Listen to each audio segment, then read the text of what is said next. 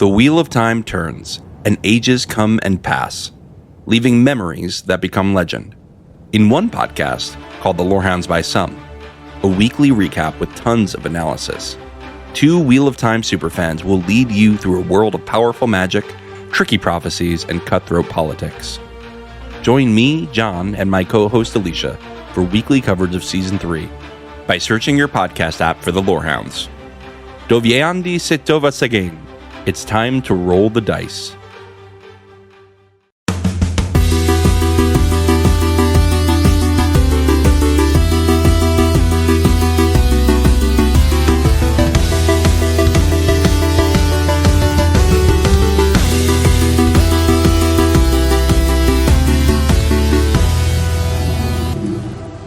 Welcome to the Lorehounds coverage of the Wheel of Time Season 3, Episode 4, The Road to the Spear. I'm Elysia, who comes with the podcast.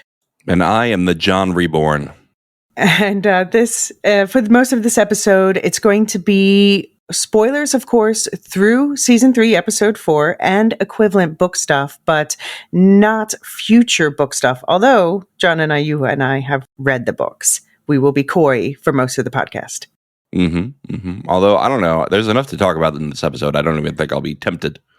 No, it's true. But we did stick around till after the outro music for our White Tower talk, where we pulled aside a few points with full series book spoilers that we can discuss. So episode 4, it was one of the most anticipated of the entire series based on the books. And John, how do you think they did? I can remember reading this set of scenes, particularly the Rand part. I can remember the first time I read it and just feeling like chills as I'm reading it. And I felt chills watching this. Yeah. I just think that they really, really nailed this in a way that I was worried they wouldn't, because it is such a weird thing to have this like walking back through time. Right. And I this is where I'm like, I can comment on TV, I can criticize TV, but I can't make TV. I don't have that skill set. Like, these people are on another level, and they absolutely nailed that part. That was, I've said that the Aiel is something that they need to nail on the show to really make this show sing, and they're doing it. I have no complaints on how they're handling the Aiel, especially these flashbacks, especially the backstory. I thought that they had a really interesting set of changes that they added, and that sort of play on character motivation and aren't just see what we can change to make it more interesting, right? Like, they are things that actually will make a difference in character motivations and sort of enhance the tension between those character relationships. So I'm thrilled with this. It looks beautiful. The costume people are doing an amazing job, especially with Yosha going through a million costumes in this episode. Yeah, and prosthetics and Yeah. The makeup and hair. Like if I didn't know it was definitely him, I might be fooled a couple times. Some of them are obviously him, but some of them are just like, ooh. I was a little wary of what they're doing with the Coden Call kind of stuff. I probably shouldn't say that. Well, no, actually, we will talk about the fact that they are very clearly, the Choden Call is a thing in the books. It seems clear to me that it is not a thing in the show, and they have the Terangrial, the objects of power that have a specific purpose. They seem to be condensing them, or the Saangrial, I should say, the ones magnify the ability to channel. Yeah, I think they're completely writing it out at this point. Yeah. Which is I was a little wary, and then I was like, you know what? It's another layer that we probably don't need in the show, especially if we're condensing. So go for it. Mm-hmm. What's your favorite change? Actually, my favorite change, other than the one that I said that was wrong, that I had to delete from this podcast, was Moraine's visions and the way that they brought Flicker into this whole thing. Because I believe, correct me if I'm wrong, you only get 3 visions in the book, in the women's arches. Yeah, I mean, I think they definitely. It's more limited. Right, it's more limited. It's more like akin to what they go through in the accepted test. Right. But yeah, I thought, for anyone who is not a book reader, Flicker is a thing that there's this whole other element of the books called the Portal Stones, which have clearly been written out of the show, and I get it. they're not used enough, and yeah, there's just too much lore. So in the Portal Stones, something that would have happened last season is this, where they travel and they get all these flickers of different possible futures. And so, yeah, I think we got a taste of that last season with Matt seeing his possible futures after he drank that tea in Falm. And we definitely now got that with Moraine. And yeah, we don't get to find out what Avienda saw yet, but that, I'm sure that was interesting too. Yeah, for sure. Anyway, what's your hot take? My notes here are just, they did it. They did.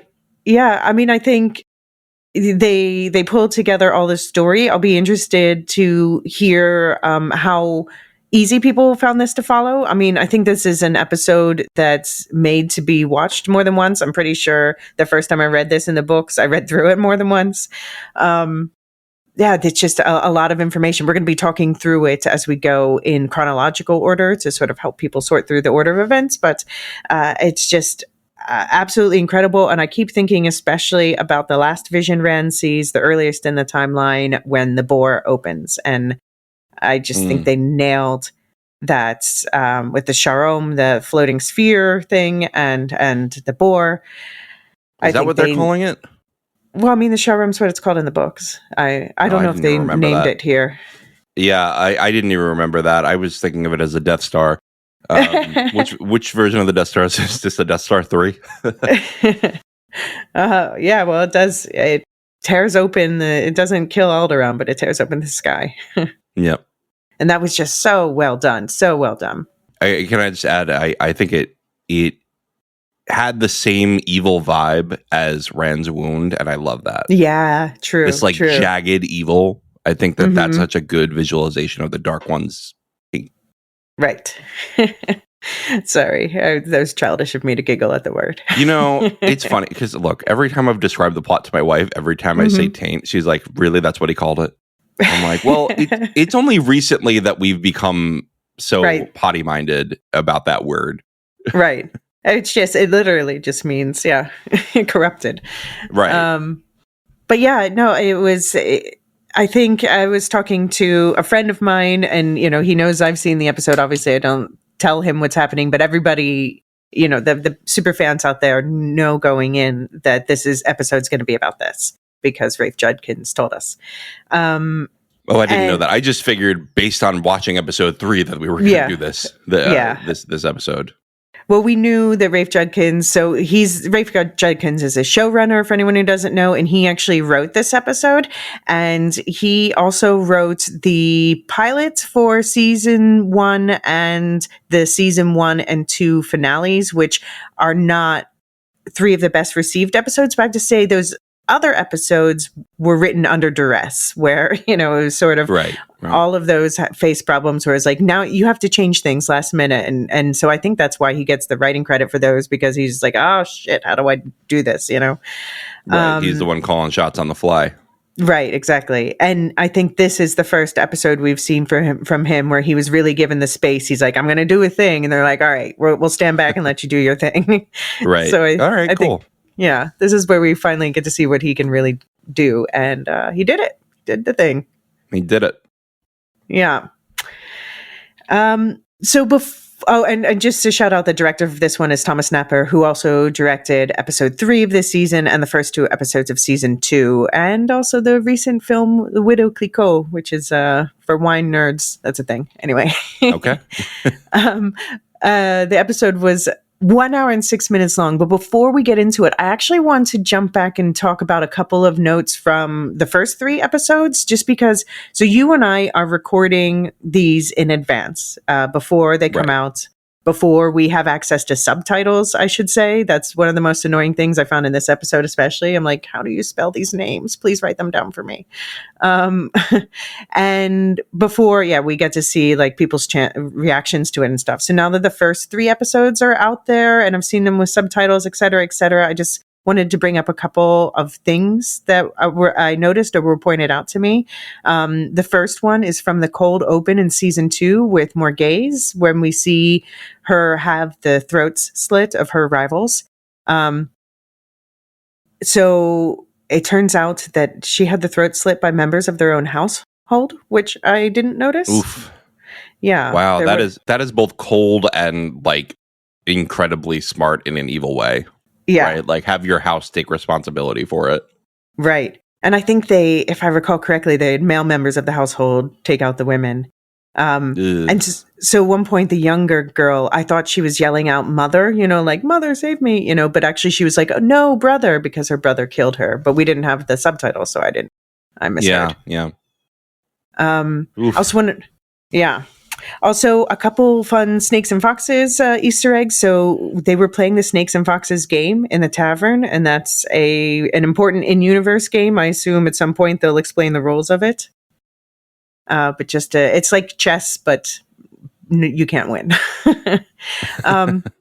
But it was also pointed out to me that the bracelet that Elida is wearing has snakes and foxes on it. Ooh, so we're gonna So we're going to come back to that in our White Tower talk at the end, just have some theories about that. Also, I want to say that Elida, speaking of Elida, she definitely set up Min to tell Swan about, they're going to go after Rand, so that Swan would send Sutama out of the tower and Elida could take her seat in the hall. Yeah, I buy it. Yeah. I buy it. Also, Elaine, we saw her send out 2 letters, and we know one went to an ally in Tyr, saying like, be nice to Rand. And the other one, she said, send to my mother, put it in my mother's hands only. So first of all, the 2 letters, that of course reminds a lot of book readers about 2 letters that she sends to someone else in the show, in the books. But do you think she called her mother to the tower? You think Elaine called her mother to the tower? Do you think Elaine called her mother to the tower? What do you think was in that letter to her? Oh, I think maybe just telling her what happened. I don't think she expected to see her. Okay. It did seem like she was kind of genuinely surprised in the next episode. Yeah. But also I don't think that she wanted her mom to come, because I think she would have feared like, oh, she's going to have me come back. Right. Okay.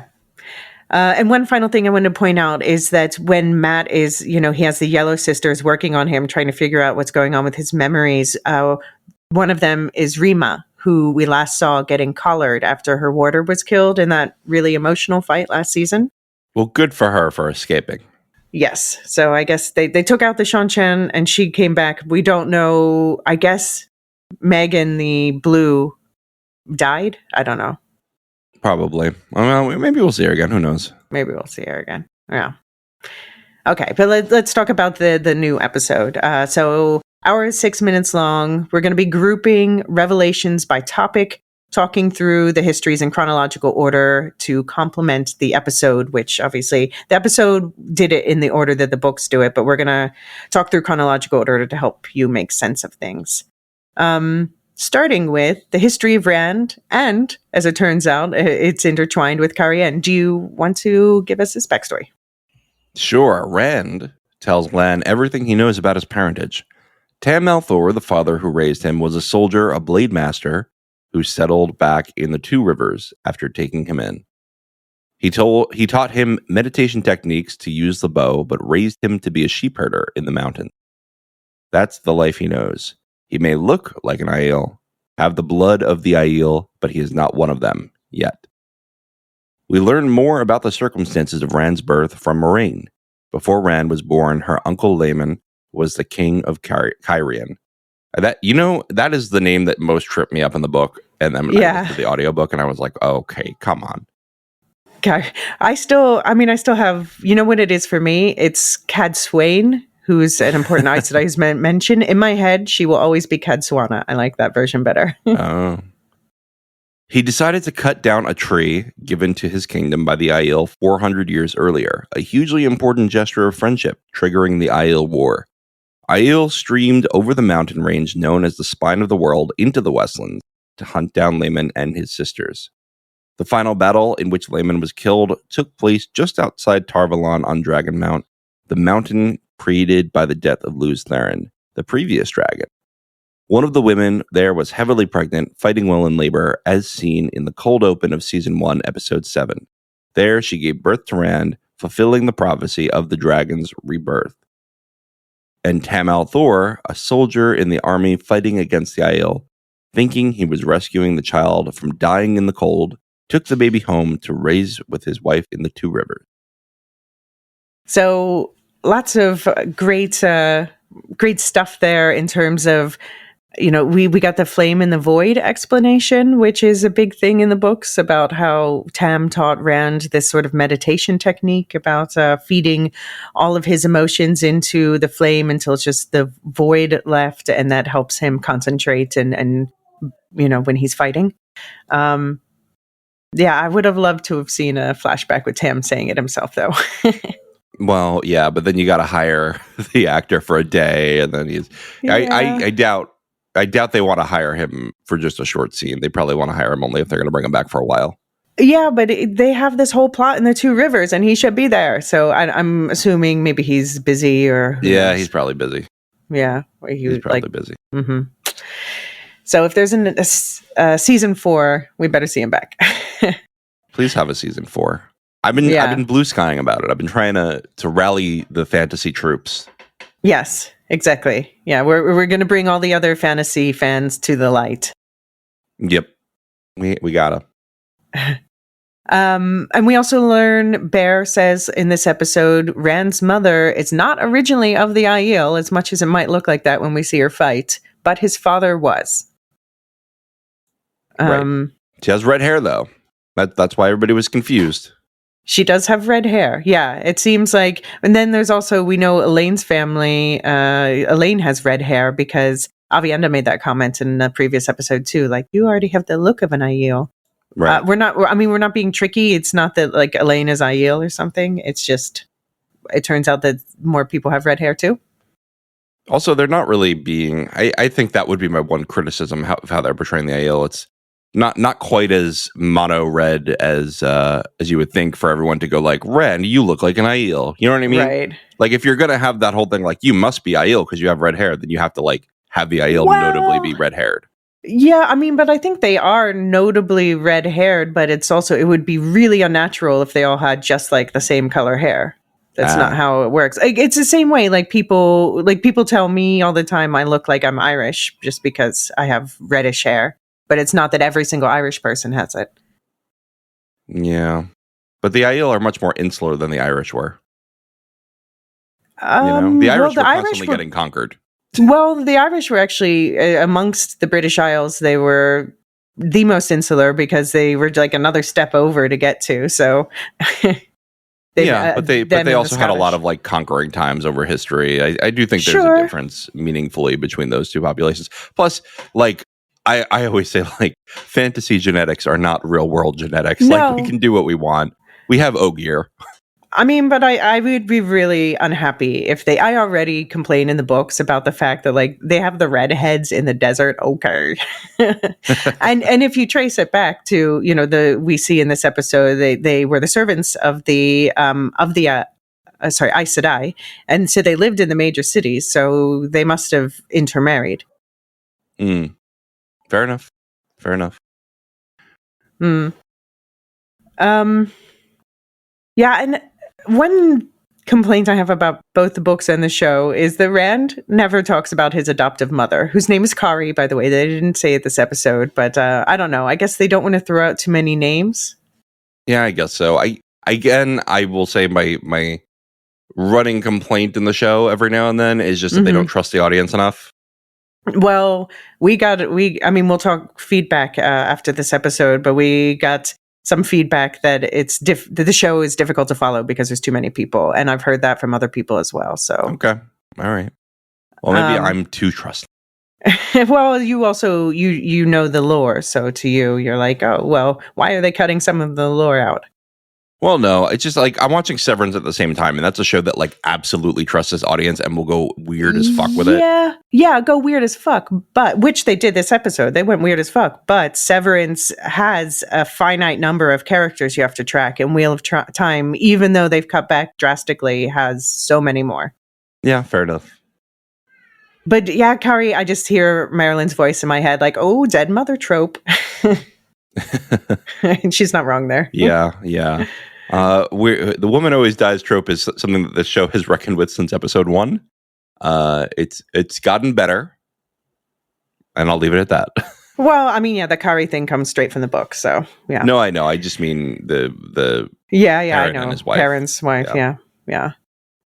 People apparently, I've seen lots of people bitching online about Moraine's hat. I'm like, I don't have a problem with Moraine's hat. I don't know why people are bitching about Moraine's hat, but okay, I'm going to give an outsider perspective.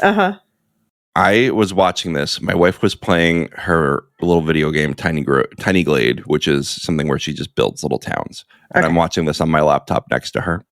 And she just out of the corner of her eye sees Moraine's hat, and she starts bursting out laughing. She's like, what is that?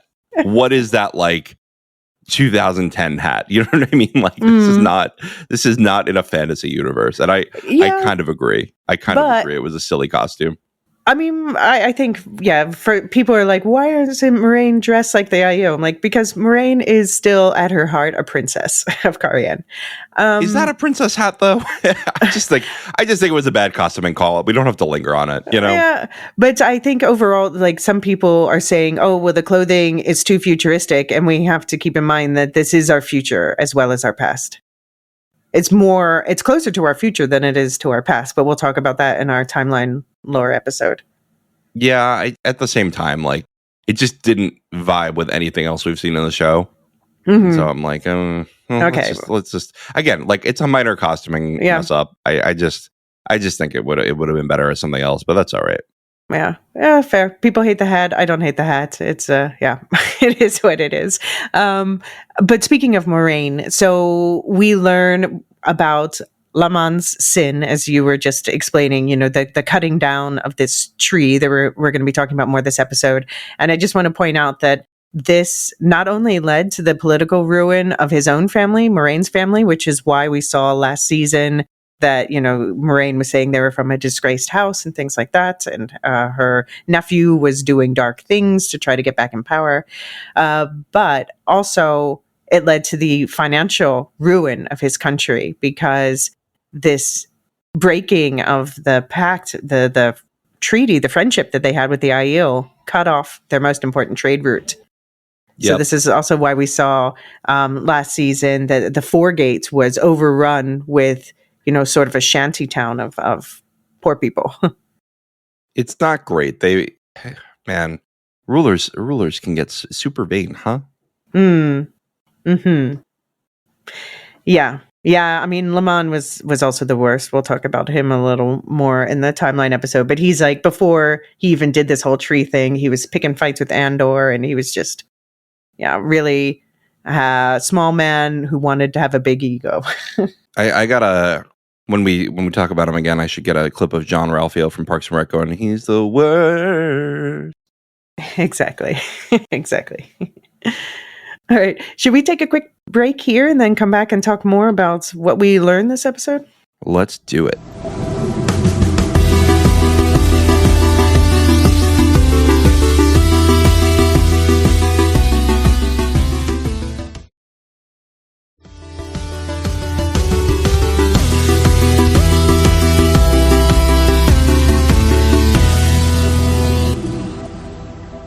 All right, we learned some things about the Aiel way. Do you want to set us up? I would like to set us up. Moraine and Egwene take tea with the Aiel Wise Ones, Bear and Melaine. By the way, I'm always going to have her as Amos in my head. Yeah. Oh, I have. I heard rumors about why they went with Bear, but we'll talk about that in a minute. Okay. All right. Who explain important elements of Aiel culture, including the concepts of Gaishain and G. They explain that the trial of the Wise Ones in Ruidian shows them many futures, so they knew there would be a 50% chance that Rand, Moraine, and Lan would come. And it would be disastrous if they didn't. We find out that Aviendha has been called to become a Wise One, but instead ran away looking for the Kara Karn. Now that she has found him, it's time for her to face her duty. Bear takes her spears and breaks them, and Aviendha asks for, and is given, permission to go to Ruidian to face the Wise One's trial. We meet some members of the hostile Shido clan who have also come to Rhuidean with a new would-be clan chief, Muradin. He has already gone into the glass columns, and his brother Couladin waits with their new stepmother, the Wise One Savannah, and the rest of the clan present. Rand must ask all the Wise Ones present to go to Rhuidean to face his trial, and even Savannah grants it, despite Couladin's protestation. Moraine, after being tipped off by Melaine that her own trial showed her a better outcome if Moraine faced the trial of the Wise Ones, asked leave to go to Rhuidean as well, and it is granted. So how perfect does Savannah look, by the way? Yeah, I mean, I can't say much about why she looks perfect, but yeah, I think good casting. Yeah, I mean, she has this energy, and she's like captivating to look at. Just the way they dressed her, the way the actress looks, she's giving me Savannah completely. And Couladin's also exactly the hot-headed bastard I would expect. Yes, he was good casting. Budget Jason Momoa is doing a great job. And, is he budget Jason Momoa? He kind of is. I'm sorry. Okay, all right, I see it. I'm glad they didn't bring in Jason Momoa, though. That would be distracting. I agree. As someone who has said they need to have more no-name actors in Dune, I agree. I think that they've struck it well in this show with, because, they brought in, for instance, two major actors, Olivia Williams and Shohreh Aghdashloo, as the queen and advisor of Caemlyn. And that seems fitting because it's like, yes, they should be regal, acting royalty. Yeah, and they're not like I didn't recognize them. Like, I don't think they're like the biggest stars in the entire world. It's not like they're having like Tom Cruise be Samael. Yeah. Oh God, that would be awful. I'm not a Tom Cruise fan in general, but he also would be terrible casting for that role. You know who would be great in the show though is Sam Reed. I think he'd make a great Forsaken. Sure. Yeah. And I already said, I would love Pedro Pascal as Atoralda. One of the great captains. Yeah, that'd be good. But anyway, so they are on the slopes of Chayandiar, or how did they say that? Anyway. I don't know, but I just came up with the greatest fan casting of all time that now we can't have. Okay. What is it? Sam Reed as Lord Luke. Okay, well, too late. but isn't he a little... Yeah. For anyone who doesn't know, Sam Reed plays Lestat in the Interview with the Vampire. I just want to look at Sam Reed some more. Yeah, he awakened something in me. He's also like one of the most phenomenal actors I have ever seen. So yes, he would be fantastic. He would have been a great Lord Luke, but it's taken. Yep. But yeah. Okay. Go on with your actual thoughts instead of my random fan casting, please. Okay. But yeah, so they're on the slopes of Chayandar, and which is indeed where they gather to go into Rhuidean. The one thing that gave me pause for a minute was when they first meet the Shido, they start veiling and going at each other, and I don't see that happening. But I think that's just a shortcut to be like, hey, remember the Shido and the Tardad, not friends. But they immediately, the wise ones step forward and they're like, hey, we don't do this here. And they, all calm down. So it was interesting. Savannah was conveniently not present when Moraine asked to go to Rhuidean. How do you think Savannah would have responded to that? Not great, probably. Yeah. At the same time, Moraine clearly learns that the wise ones can channel when I think it's Bear. She stops Couladin from moving forward, right? Right. Oh, you think? I guess that's a good point. Yeah, I don't think she's seen them channel before, and then when they do that, they pant to Moraine, who's like, Yeah. Oh, that's a good point. I didn't think about that. Yeah, for her, I guess that would be a surprise. Like, oh, there's channelers outside the White Tower? How could it be? Yeah, the White Tower is just completely convinced that they know everything, and that no one is a secret to them, and they know everyone who channels. Yes. And it turns out, of course, the wise ones know a lot more about the Aes Sedai than the Aes Sedai know about the wise ones. Yep, exactly. I also thought it was a nice detail they did so we saw Avienda asked to go into Rhuidean, and she does this thing where she like puts out her arms in this gesture of asking. And then Rand, he's like, okay, well now it's my turn to ask. And so he does the same gesture, and Couladin's like, he presents himself like a woman. So right. And because he wasn't taught it, right? He just copied the one he saw, which was only a woman. Right, exactly. He never saw a man do it. We still don't know how a man's supposed to do it, but yeah, I thought that was a great detail. Exactly. And also it just shows why Couladin is like building contempt for Rand. Dude is big mad, as the kids say. Yeah. I mean, he was born big mad, but none of this is going to help, especially once he finds out his brother didn't make it. Yeah. Yeah. That was, by the way, one of my favorite parts of it coming to life. I was like, it's so hard to depict like somebody like falling apart in slow motion. Mm-hmm. And they did it. They did it again. Like I was like, oh, I buy this. Yeah, just so suddenly his eyes are bleeding, which makes sense because it's like he can't face the visions that he's being shown. Yeah. You know what's interesting is just like, and I'm getting ahead of us a little bit, but just the fact that this is considered such a great trial because it fundamentally challenges your entire worldview.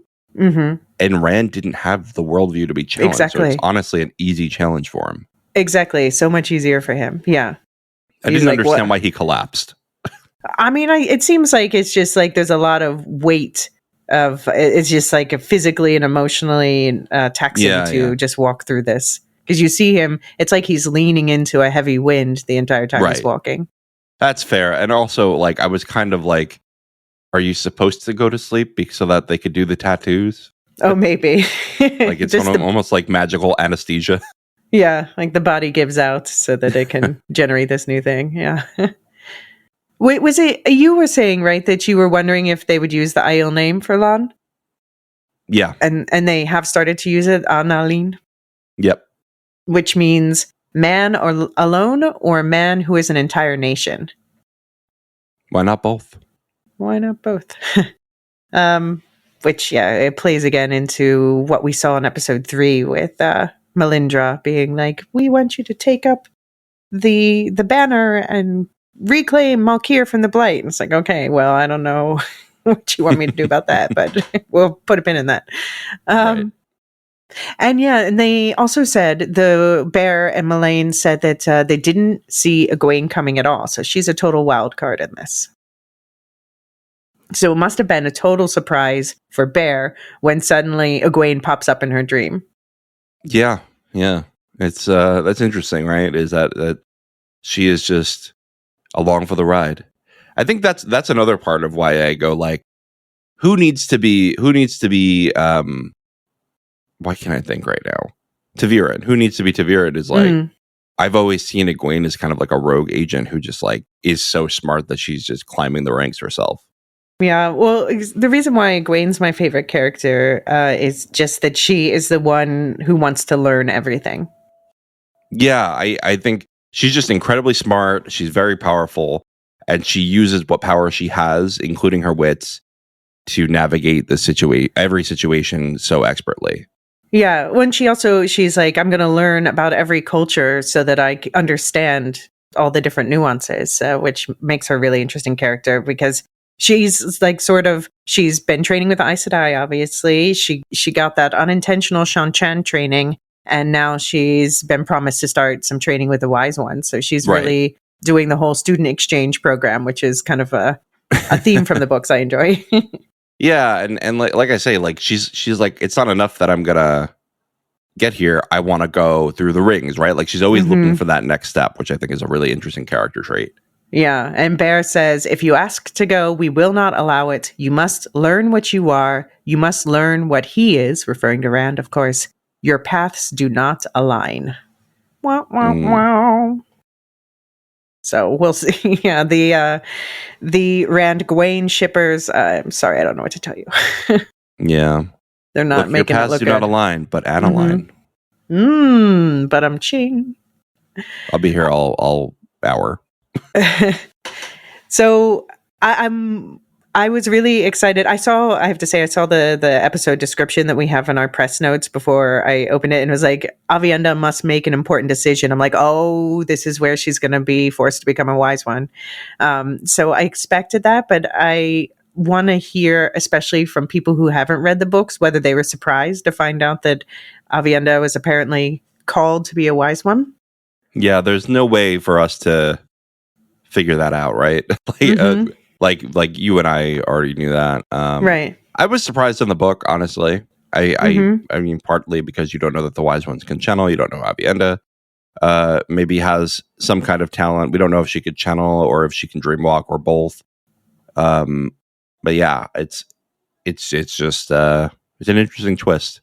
Yeah. And Bear basically says the same thing, right? She's like, I was a maiden too.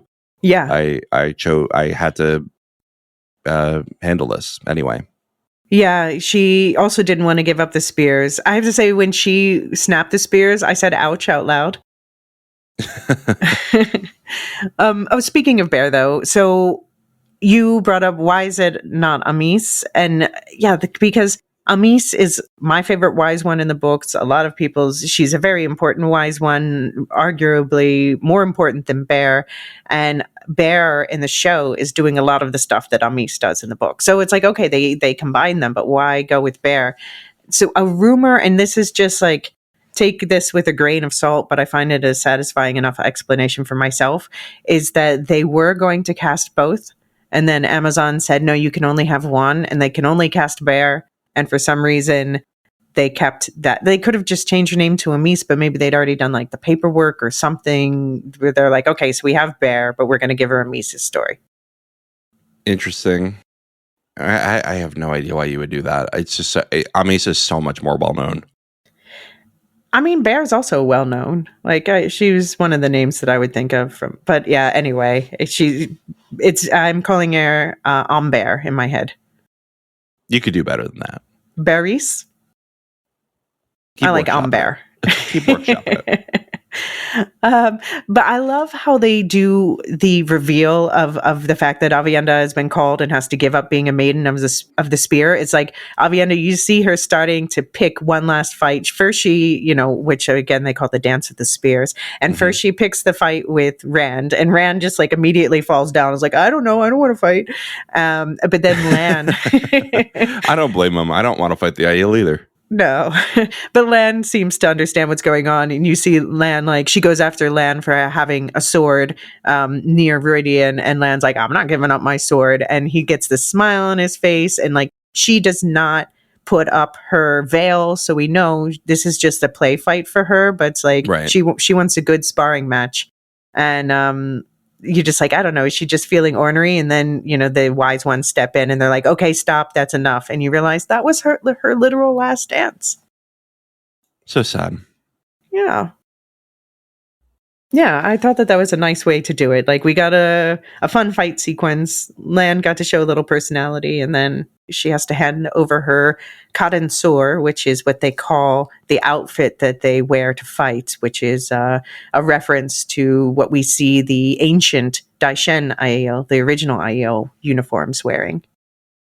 But the wise ones don't wear that. They wear, like, skirts and stuff because they don't fight. Right. And she says, I'll be back before you reach the slopes of Chyandair, which is not true. She comes back after they reach the slopes. But anyway. I thought we could run through a few key Aiel terms that are brought up this episode or sure. Concepts. So first we see Bear offer, here's water and shade freely given. And we've heard like several times, like we heard when... what's the freaking names? Bane and Chiad. See, Bear and Bane are too close. When we hear Bane and Chiad say that, like, to Egwene's mom in the Two Rivers episode or two ago, they're like, thank you for the water and shade, roof mistress, basically. So yeah, that's basically, they live in a desert, so water and shade, these are the things that are comforts, that are protection. Right, and something about Aiel culture is like a subtle change in language can mean like a big honor or a big disrespect.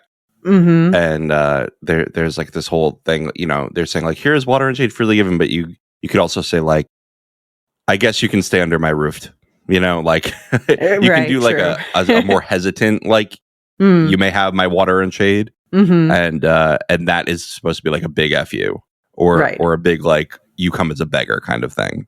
Right.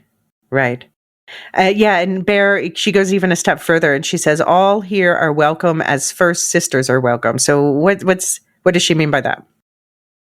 Well, we don't get the full reveal of what that means until later.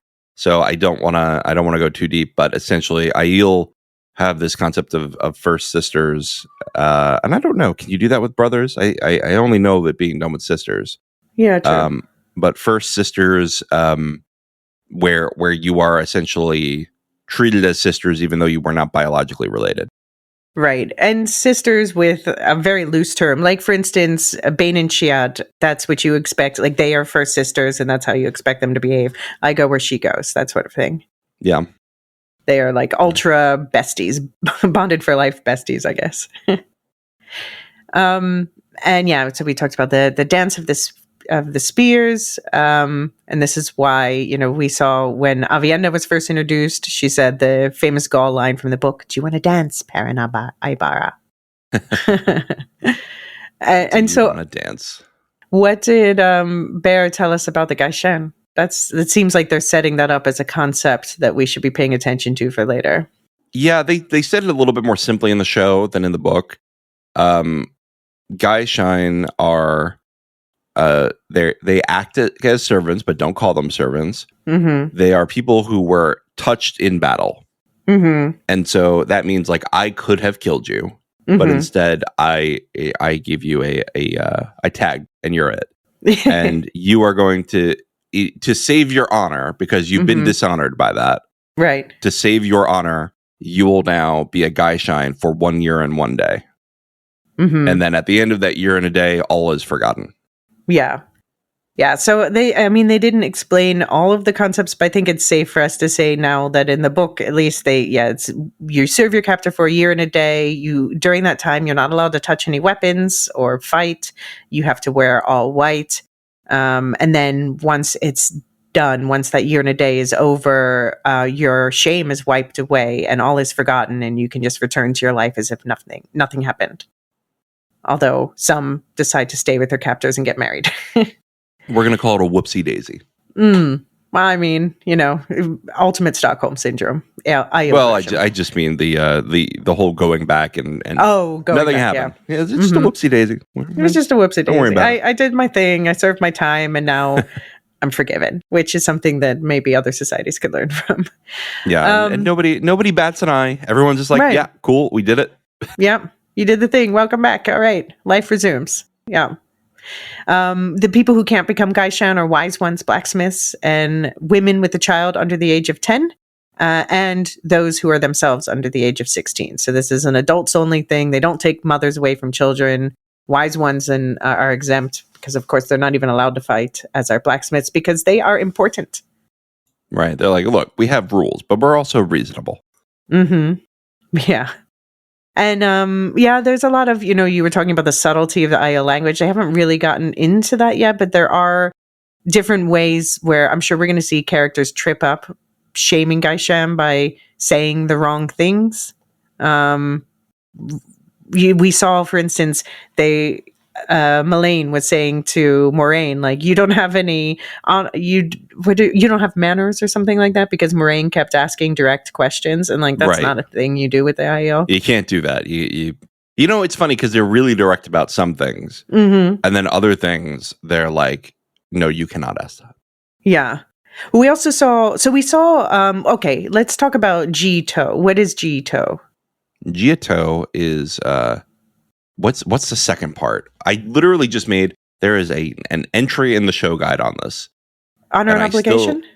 Honor and obligation. Thank you. I can never remember the second part. It is essentially just the rule system for the Aiel. We never get set rules for it in the books. I'm just going to be honest with you. Like, it is supposed to be like inscrutable to a Westlander. Like they just cannot figure it out. But at the same time, the Aiel are like very clear, like, this is easy. A child would know this. Like they're Yeah. they're really dismissive of people who don't get it. Yeah.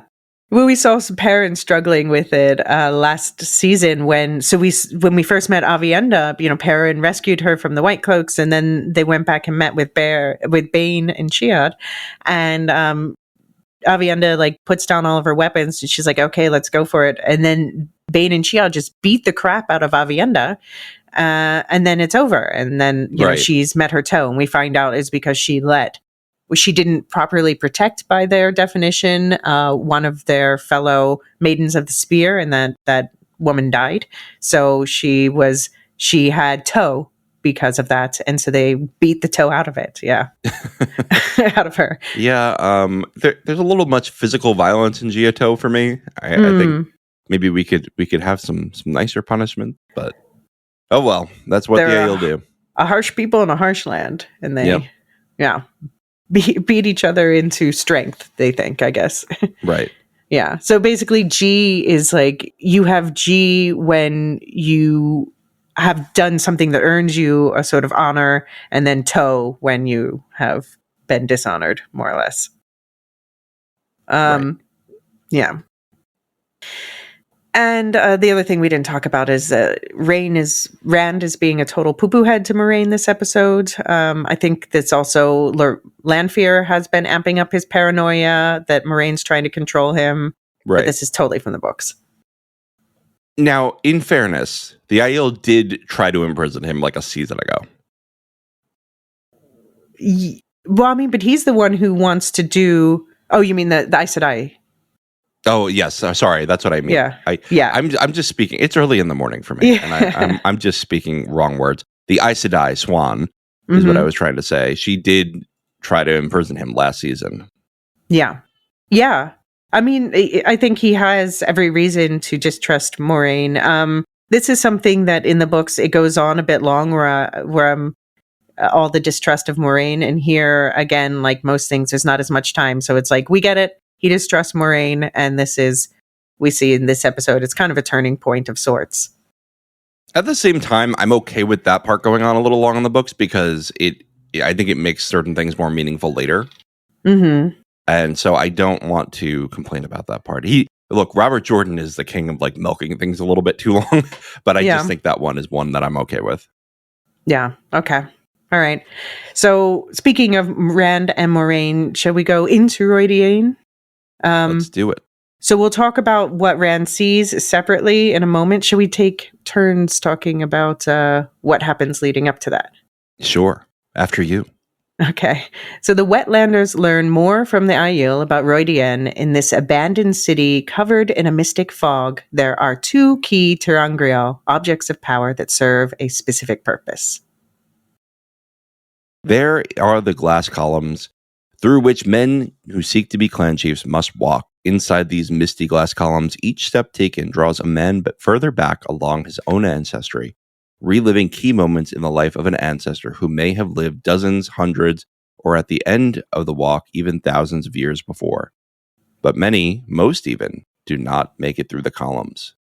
Women who wish to become wise ones face 3 rings. Stepping into any of them will show them flashes of many thousands of possible futures, with equal potential for a lethal experience. Rand and Moraine must leave all their weapons behind to be retrieved if they survive. And they enter the Misty City together, finding the large Avendasora tree in the center. Rand peels off to enter the glass columns, and the tree opens for Moraine with some help from her channeling, gifting her a glass orb, the powerful Sangreal, the Sakarnen. Meanwhile, Rand steps forward through the columns to step back through time. He sees the Shaido would-be clan chief Muladin, who struggles more than Rand, ultimately perishing from the visions as Rand presses on to the end. So yeah, men remember the past, women get glimpses of the future. Melaine points out to lead is to know where you come from, but those who have been through this whole experience can only talk about it with other people who have gone through the same thing, which is an important plot point to keep in mind. It sure is. Yeah. What'd you think of the design of Rhuidean? I thought very cool. City in the Clouds, something that is an iconic description in the book, and I'm like, are they going to be able to do this in the show? Is this going to look stupid? It's something that could look very stupid. So they did a great job making it look amazing. Yeah. Yeah, and it doesn't Rand notes, this doesn't look like an Aiel city, but it was designed to look like the cities from before the breaking. So Right. Which makes sense. And that's super cool, right? Is like nobody even understands how much more advanced they were before the breaking. Right, exactly. Yeah, and so we have to talk about the whole Terangriel or Saangriel situation, in that they've changed some things with, basically they've done a lot of simplifying, and I think this means, as you brought up, there's something called the Choden Kal. I've always said code and call. I think that's how they say it in the book too. Okay, but fair. Yeah. But then that basically, it's a concept from the book that involves two paired Saangriel, one for male, one for female, and in the book, it's statues that hold glass balls that look a lot like the TV show Sakarnin we see Moraine with in this episode. Mm-hmm. So I think we heard from Lanfear, and now we have confirmed here that they seem to have instead paired Kalendor, the sword that is not a sword. They seem to have paired that with the Sakarnin. So it seems like these are the two paired Saangriel instead of the Chodenkal. Yeah, that's fine. Whatever. I'm fine with that. Yeah, they I think they're underused in the books anyway. Yeah. Yeah, I mean, there's so in the books, there's like on the male side, there are 4 major male Saangriel that we see in the books. One is like the little fat man, which is basically what we saw Rand use in the first season. And then way stronger than that is Kalendor, the sword that is not a sword. The Sarkarnin is actually for men in the book, and it's like a rod, a scepter with a goblet on top of it. And that's stronger than Kalendor. And then the Chodenkal is the strongest of all. So they changed the book Sakarnin from male to female and made it this globe. And yeah, it seems like they're saying, it's going to pair with Kalendor so that men and women can work together. Here's from Origins of the Wheel of Time on Codencall. Welsh Coden. So there's no H in the Welsh Coden. So I think it is Coden. He just adds an H to be annoying. Okay. Welsh Coden means tree in the singular form, and Hebrew it would be Odin. Yeah, it's, the Welsh for with ch is yeah, but anyway. Means and the Hebrew kahal means an assembly or congregation. Jordan's combination of them is therefore something of a paradox, an assembly of a single tree. In the Wheel of Time, however, this makes some sense. The Codencall are 2 enormous Saangriel, each representing one branch of the one power. Okay. That's pretty cool. And I like that they put it in Aventosora here, right? So even though it's not the Codencall, it's sort of tied back to the meaning. Right. Yeah, I mean, I'm happy with this. I know that this is going to be one of those things where book readers are like, wait, but there's all the different things but I think, they don't have time to do all the different story elements that are tied to all these different Saangriel. So I understand why they're streamlining. I'm going to be honest. Just if you're big mad about this, what do the Codencall do except big mad, big power? Like I don't think that there is a deeper lore reason to keep it in. I know my friend Brett was worried about that Kalendor. He didn't want like the special things about Kalendor to be taken away, but I don't think I agree with. Yeah, but I don't think they're going to do that. I think they just, they just won't. They'll just add to it rather than take away, basically. Yeah, I agree. There's a way to do this in an additive way, and as long, but I just don't think you need the Codencall for this. No, I agree. And then so the other thing is in the books in the middle of Radian, there's like a whole square full of Taungriel. In the TV, we just see the columns, the rings, and the tree that's hiding the Sakarnin. Again, a simplification. I'm fine with it. And we have to point out, of course, at this point in the books, Matt was with Rand, and he was doing his own thing in Radian at this time, which I think they're going to represent in other ways in the show. Yes. I think it made sense to have Rand and Moraine together because their relationship is key at this point in the story. I agree. I think, especially with the lack of time in the show, you really need to put them together a little more. Yes, exactly. Yeah. Okay, so shall we talk through the big history? Should we should we take turns recapping what Rand saw inside, and then take a quick break, and then come back and talk through all of these different reveals? Sure. Yeah, I see your page here of notes. Yeah. Which I don't blame you. Like, it's just a very long and complicated scene that you don't want to break up. Yeah, exactly. So we're gonna talk through the glass columns. Rand learns the history of the Aiel through the history of his own ancestors in reverse order, but we're going to recap events here in chronological order and add in the extra history that Moraine gave us that has to do with the whole Aiel legacy. So do you want to start with Rand's final vision? Starting with Rand's final vision from the perspective of Rand's ancestor more than 3,000 years in the past. He is a farmer standing in the Sharom, a floating spear dedicated to scientific research, talking with the Aes Sedai he serves, a scientist named Mirren, who will later become the Forsaken known as Lanfear. She tells him that they are about to make a breakthrough, drilling through a thin spot in the pattern to tap into the true power, a source of the one power, the power they channel that has not been divided between the genders. A power Mirren says will be accessible to all, not just the Aes Sedai. Rand's ancestor opted to join his family in the fields below rather than stay with Mirren to open the bore. From his grounded vantage point, he sees a dark hole ripped into the Sharom, which falls to the ground, and the very fabric of the universe. It does not look like good news. Then, toward the end of the century of collapse that follows, we pick up with another ancestor of Rand's, one of the Daishan Aiel, the original Aiel, who served the Aes Sedai during the Age of Legends and were sworn to the Way of the Leaf, a pact of nonviolence.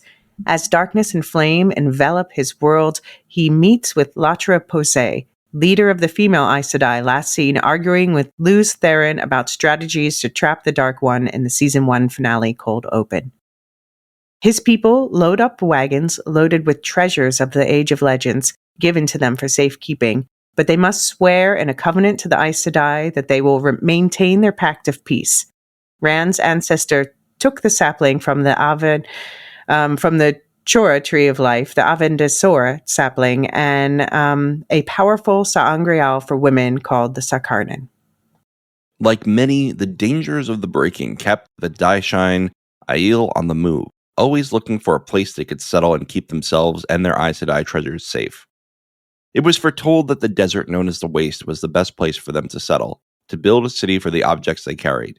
But, after a large massacre around the time of Rand's ancestor Jonai, around the time that the Aes Sedai killed the last male channeler, ending the breaking, a large group of the original Aiel did not want to leave the wetlands, but wanted to enjoy the new peace promised there. Abandoning the Aes Sedai objects in their care and no longer allowed to call themselves Aiel, they set off in search of the old songs, and they wander through the wetlands, seeking the song still, except when they cross the Waste, where the Aiel are not supposed to harm them, though most Aiel no longer remember why. Among those left, in another generation, one of Rand's ancestors, Luin, and his two friends broke the Way of the Leaf when they killed bad men while rescuing their kidnapped sisters. They are shunned from their people and told to cover their faces with a veil. They decide to stick around the Waste and protect their kin for as long as they live, but they will not use a sword. They will use a spear, a practical weapon used for hunting as well. The Aiel who continued onto the Waste to fulfill the covenant were known as the Gen Aiel, the true Aiel. They built the city of Rhuidean and planted the tree in which they hid the Sakarnan Sangreal. There's so many proper nouns here. Yeah, lots of lore. And then eventually they die out, leaving only the Aiel as we know them today.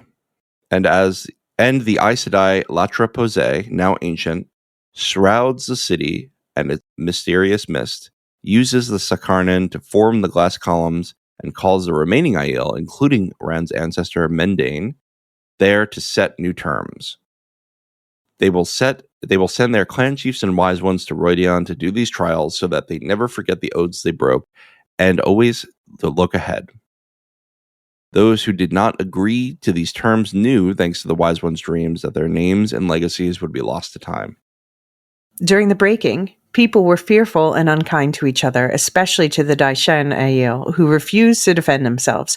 So the Aiel felt deep appreciation for the one tribe that took them in and sheltered them for a time.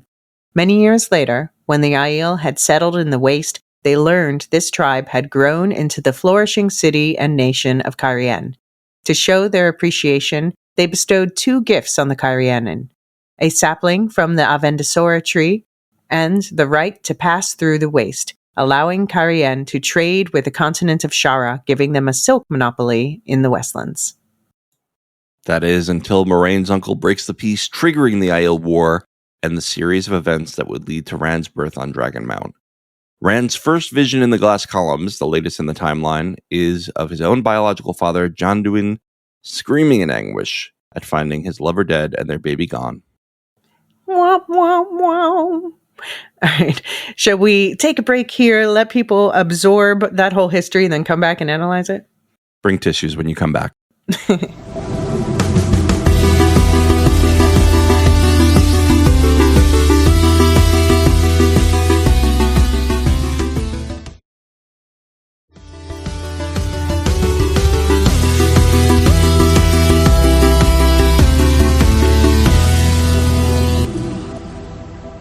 So, first of all, just compliments to Yosha Stradowski, who plays Rand, and all of his ancestors. And I mean, I knew he could act, but this really impressed me, his work here. And also compliments to the hair and makeup team, which is led by Davina Lamont. Yeah, I'm certainly not Randall bored by this episode. Oh, I see what you did there. Did you like how they gave the version of his ancestor who broke the Pact of Nonviolence? He had 2 friends that were definitely, I think, intended to remind us of Perrin and Matt. Yeah. In my head, I was like, should they have just had Matt and Perrin play these characters? I was thinking about that. But I guess maybe that would have been too on the nose. I think so, yeah. As I'm going through, I'm like, no, that's a dumb idea, and that's why I don't make the show. But they definitely were hearkening back to that. And I liked how they gave us a moment where we see like a stoned, proto Rand hugging a baby tree in a wagon. Like, that was perfect. A moment of respite. Respite. Yeah. Honestly, they felt very Merry and Pippin at the beginning of this vision. And I enjoyed that. Yeah. But yeah, so the boar, I already said, looked cool as hell. I loved. It was interesting, by the way, that the 2 ancestors of Rand that we saw in like the Age of Legends times, where they're speaking the old tongue, those are the only 2 they didn't name. Oh, I didn't even notice that. Yeah, they were also the ones that like looked the most Randy, right? That's true. They look the most like him, yeah. But I liked that his ancestor said it feels good to do stuff by hand because, Mirren, aka Lanfear later, she's like, no, because she, at this point, like, I think it's important to emphasize at this point, she was not Lanfear. She was not yet a Forsaken, and she was an imperfect person, and I'm sure we'll learn more. We've already learned some stuff about her obsession with Lews Therin, who she mentions here. And by the way, we should also say Lews Therin is Rand's former life, but it is not his ancestor. So we need to make the distinction there. Right. His soul is Lews Therin, his biological ancestry is the Aiel. Right. And the fact, I think, that it's the soul of the dragon coming into this body that is a descendant of this entire Aiel history is one of the reasons why he is the Karakard. This coming together of these things. Right. Yeah. Makes sense. But I like, so at this point, Mirren, she's like, oh, we're going to help make all your work easier. And he's like, well, like some of the work, it's just nice to actually physically do stuff in the fields and touch things and, live. It's really interesting. I mean, since industrialization, we've had this like debate over like how much automation should we really have? Mm-hmm. And so I'm not super surprised that this still rings true today, but it really rings true today in the age of AI. Yeah. Yes. Yeah, and we got the song. This is not something that's answered in the books. Like, we know the Tuathan are always looking for a song.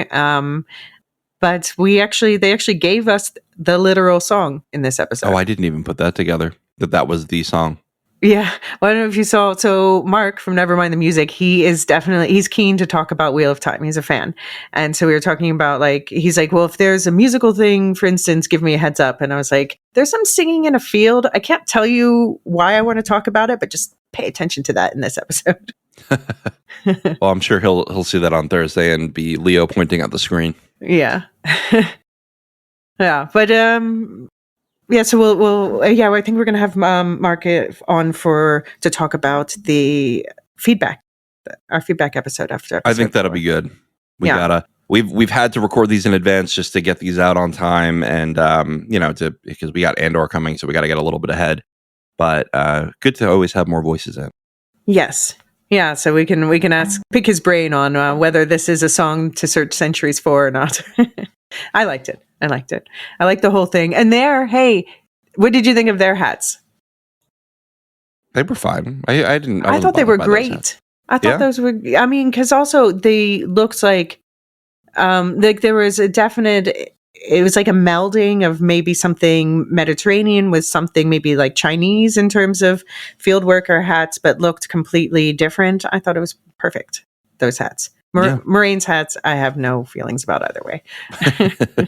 Give me anything but Moraine's hat. I mean, whatever. Yeah, she takes it off. She's about to go have dinner with Ina Garner. That's what I feel when I see Moraine's hat. Yeah, I mean, she looks like she's like on vacation, like she would be at the White Lotus. Oh, did you watch last night's episode? Not yet. We're recording this right after White Lotus. There is a celebrity cameo. Okay. That's going to blow your mind. Oh, interesting. And it's not Ke Huy Quan? No. Kwong? Wait, sorry, I'm saying his name wrong. Ke Huy. Anyway. He understands in spirit. Don't worry. No, I haven't watched it. I heard it's a big one, though. I've been seeing like nudges online, watch it, but I was busy prepping this. I've already blue skied about it with a spoiler hashtag. Okay, yeah, I'm avoiding blue sky for that, but I'll watch it after this. So we see the Sharome, this floating sphere thing, which was indeed from the books in the Age of Legends. This is where they were doing particularly this study into, Miriam's, aka Lanfear's project about like trying to study how to drill through the pattern to get to this true source. And it is hovering over Kolamdan University, which is in the city of Visain. So I didn't notice the second time I watched, I paid more attention in the background, and there is a city in the background, but I think that was a clever thing to do. I was talking with my friend about this, and he was like, I would love to see more of the Age of Legends and like Joe cars zooming around, which we caught a glimpse of that in the cold open for the season 1 finale when we saw Batra and Luz talking. But I think here they made smart decisions with the budget so that it looked really expensive, but they're like, no, we're going to spend this money on the Sharome and the boar. I get it. The Death Star needs to be there. Yeah. And it also, just this connection with the land emphasis. And I think that it just made a lot of really smart decisions in this episode. I think so too. I mean, they absolutely nailed this Rand sequence, and honestly, like the whole episode, other than take the hat away, and it's a perfect episode. Damn hat. But the people with the cool hats, the song. This seems to be the song that the Tuathan were looking for because later on we hear one of the people who break off to become the Tuathan. She says to Jonai or whatever, we're going to find some place where we can sing the song of the harvest again. You remember the song. So this seems to be the song of the harvest they were singing. And in the books, there's something called the Song of Growing, which was sang during the seed singing during the Age of Legends. And basically the idea was to help the plants grow fast and healthy. And we saw Lorehounds sing a version of that last season because the Ogier were involved in that as well. I don't think the Aiel can compete with the Ogier on tree singing, though. No. But I think, it was something that they did together because they used to work together, the humans and the Ogier, and there's other creatures in the books like the Nim. But so it's Brandon Sanderson, who wrote the last few books after Robert Jordan passed away, for anyone who doesn't know. And he was, I don't know if he is this season, but he was previously a consultant. But then he said a lot of stuff about the show that wasn't true. Like he said that Moraine was stilled when she was shielded, things like that. So he said that the Song of Growing is not the song that the Tuathan are looking for in the books. But, he says a lot of shit. So apparently in the show, it is. So there. That's interesting. I didn't know he said that. I like Brandon Sanderson a lot. I know you like his books. Oh, you aren't. I thought you were. I've read a bunch of them because people tell me to. And then I'm like, it's fine. It's fine. You know what it is? I much prefer the gardening style of writing, like Jordan and Tolkien and Martin. And I can see the outline through the writing when I read Brandon Sanderson, and I don't care for that as much. I always wanted to read the books, but and they're still like on my list to get to eventually. But he intimidates me with the pace he puts them out. Well, the nice thing is he does do them in like sub-series. Honestly, like you can completely read the Mistborn series and not read anything else. This is what I keep hearing that, but I'm a completionist. Yeah, look, the Cosmere connections are very subtle in the books I've read. I haven't read the Stormlight Archive, which is his like flagship, like I'm going to write 1,000 pages thing. Mostly because I'm just like, I have enough 1,000-page books to get through. I don't want to do this yet. Yeah. But I will say he does do a good job of like not requiring side reading to enjoy his book. Yeah, I mean, and I have to say, I'm happy with what he did with the last books in the main Wheel of Time series because there is, there's this part in the late middle that everybody calls a slog, which is particularly the 10th book is mostly, for me, that's the only real slog. But, and so he kind of comes in after that. And I mean, Robert Jordan had started to pick it back up, but then it's like a breath of fresh air to finish off the series. Aside from, there are some quibbles. The things that people quibble about have to do with my two favorite characters in the entire series, Matt and Egwene. So, but I still, despite that, I'm quite happy with the way he ended the series. I'm so grateful that he was able to come in and end the series. So no hate for Brandon Sanderson. And his letter at the beginning of like how he loved the Wheel of Time and it inspired him, and he's just so sad Robert Jordan's gone. We'll never get the intended ending, but this is the next best thing. Let's do it together. I love that letter. That's a great letter. Yeah. And it's a satisfying ending, which obviously is based heavily on his books, but in some cases he changed some things. I'm fine with the change that you're referring to. So I know what you're saying. We've discussed it many times. It has to do with Egwene. That's all I'll say. If you know, you know. Okay, so about the Tuathan, I just want to point out, by the way, that they don't have the spears even for hunting because they're vegetarians. So that's funny. Yeah, you're right. They've completely abandoned it. Yeah. So Latra Pose, that she was referred to as the Tamerlane seat, which I guess is the title that they're using for the Amerlin during the Age of Legends. Well, that's interesting because in the books, it's not a title. That was just a person, Tamerlane. Right. And there was like the Tamerlane ring. Right. So this is a TV choice, but it makes sense. Tamerlane then later becomes Amerlin. Sure.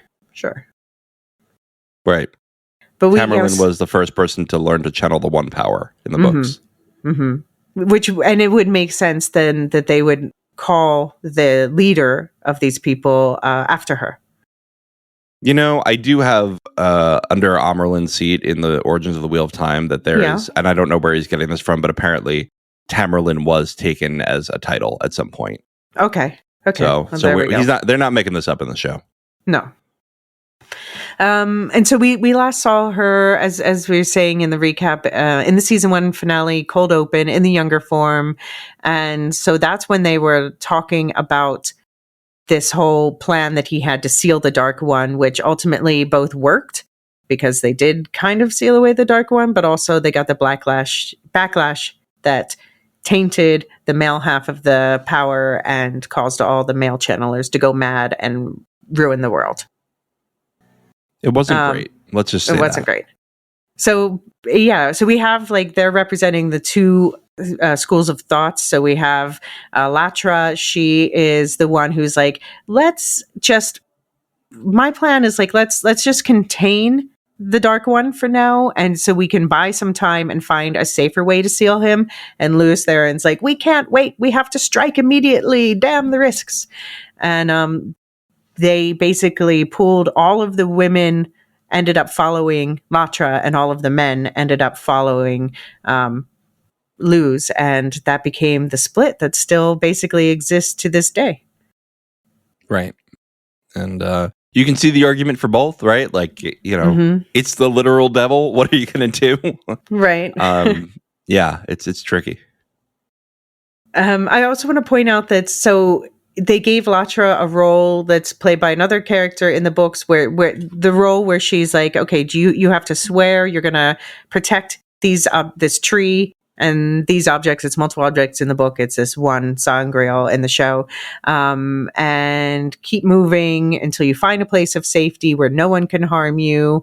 Keep your people safe. Keep these things safe until the Aes Sedai need them again.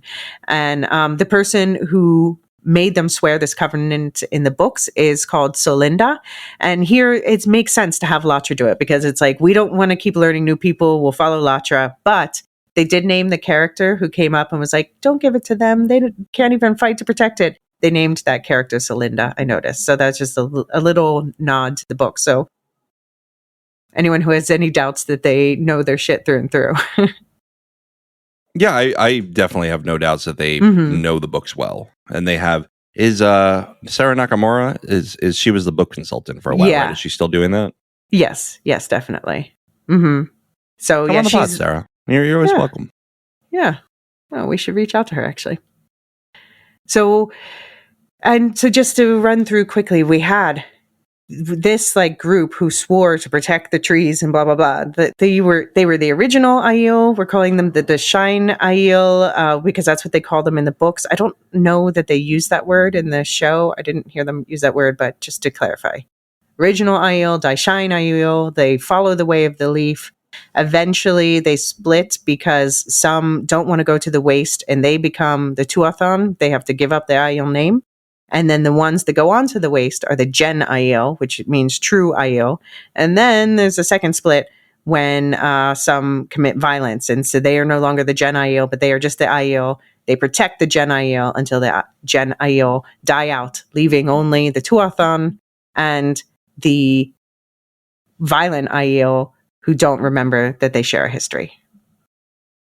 Right. Do you have anything you would add to or correct there? It's just so sad. Yeah. It's the saddest story, but yeah, I don't have a great recap. And do you want to talk about the Chora trees?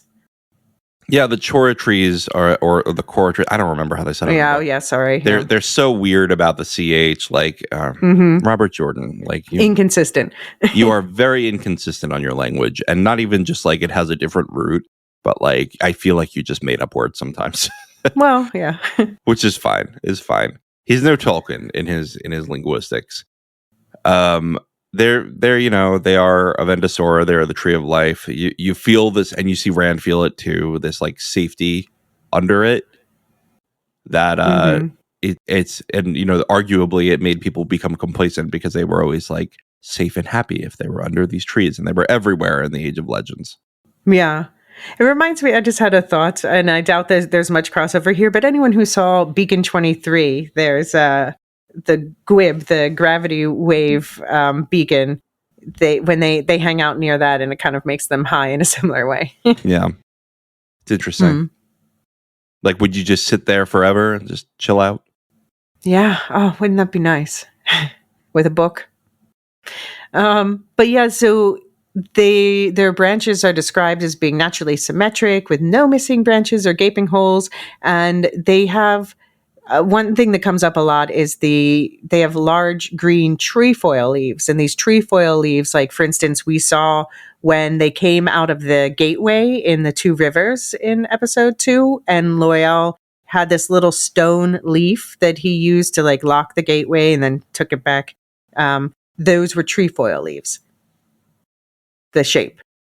So they're the shape of the leaves of this tree. You have quite the knowledge, honestly, beyond I do on that one, because I don't remember that at all from the books. Yeah. Well, yeah. So it's all tying back to the Age of Legends when the Ogier and humans did things together. Right. Just the variations on leaves is what I mean. I'm like, I don't fucking know the variations on the leaves of the Korra tree. Well, I mean, all the Korra tree leaves are the same. They're all these trefoil leaves. That's what I mean. Okay. All right. I'm sorry. I thought you were making a distinction here.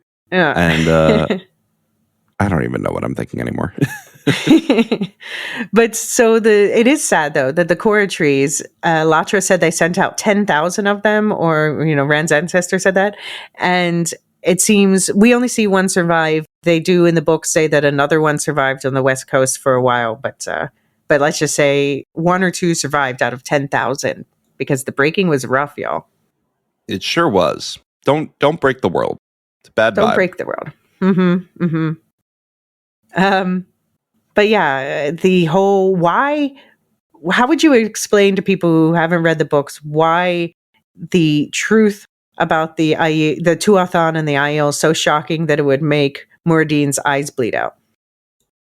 I mean, anytime you learn something that like directly contradicts your worldview, it's difficult. If you have to actually experience that and it's true and you have the visceral reaction and you learn that everything you were proud about was a failure on your part, I mean, I think anyone would be challenged by that. And for these people going through this emotional, visceral experience, a lot of them just, call their eyes out and don't make it.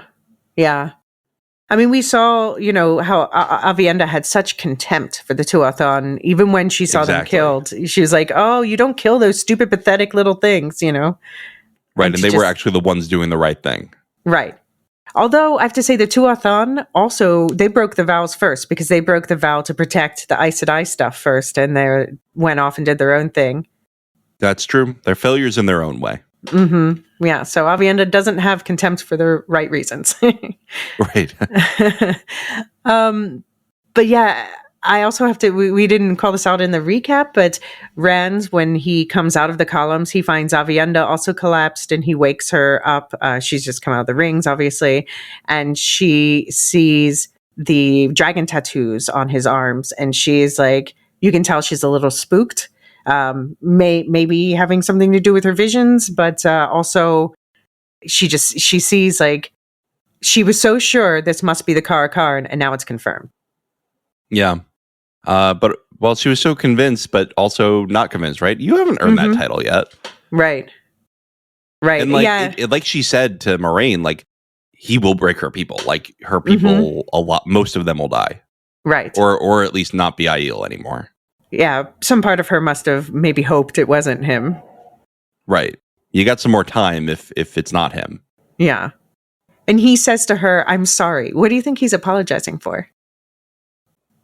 Oh, I don't know. Maybe waking up from the best nap ever. Actually what I think it is, though, is like he kind of was like dismissive of the Aiel way for a while. Yeah. He's like, oh, shit, I get it. Yeah. And she was like, oh, you understand now. And he's like, well, I understand. I don't understand, basically. Very Descartes of him. Yeah, I don't know. Yeah, overall, quite some cool fights and action this episode. Like that Luine, who broke the way of the leaf, Rand's ancestor, totally took that dude's face off with the spear. Yeah, it's a lot of violence. I'm okay with that. I do think they overdo it in the show a little bit sometimes, but sometimes I'm like, you know what? Go for it. Yeah. I mean, I understand some people find it off-putting. Since I don't, I'm like, well, they did it in a really cool way. Like, I did not expect that. Now that we know Marilyn's not going to watch the show anymore, right. She's just going to listen to our recaps. Now I don't have to give her any more warnings. No, I mean, I have to say, I do think they've amped up the violence a bit this season. I mean, we had some extreme violent things that happened in prior seasons, but now it's more consistent. Right. Definitely. And that tracks with the books, right? It's like things get darker as the books go on. Yeah. Yeah. Yeah. And we also hear over and over repeated by what become the Gen Aiel. Like we see Luwine, they lose a friend, but they save the two sisters, and they're the ones who are sent away. And over, they're all saying, we bury our dead and we go on. What else is there? Which is kind of like the most depressing life view I've ever heard. Yeah, I wouldn't want to live like that. It's like keep calm and carry on with a dark twist. Right. That's a good way to put it. And yeah, just the other heartbreaking thing is Rand's biological father, Genduin. How do you pronounce his name? Genduin? Anyway, he was still alive after Rand's mother died. So we don't know yet on the show what happened to him after that moment. But of course, Tam just saw this baby in the snow and was like, well, I'm going to save this baby and take it home. And he didn't realize he was taking the baby away from his biological father. And well, we also don't know how long after the birth they came along. Like, baby could have died in the cold by then. It's true. I mean, Tam really did do the best thing for the well-being of the baby. Because Tam is absolutely blameless in the situation. No, he did nothing wrong. Absolutely. He's not even the one who killed, I don't know what I should call her at this point, but Rand's mommy.